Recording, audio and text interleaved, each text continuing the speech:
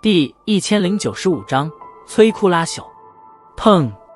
惊天炸声响起，澎湃的狂暴火浪也是在这一刻自天际席卷而开，火浪滚滚散开，炽热的温度直接是令的因为那笼罩天地的寒气而变得冰冷的城市迅速温暖起来。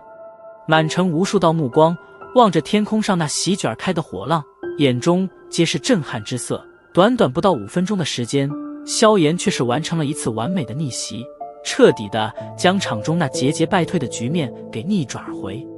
凭借着本身2星斗宗的实力，却是将达到8星斗宗实力的雾护法击溃，这等事情在众人眼中看来几乎是极为不可思议。斗宗之间每一星之间的差距都是异常之大，想要越级对敌，那可不是寻常人能够办到的事。而如今出现在面前的这一幕，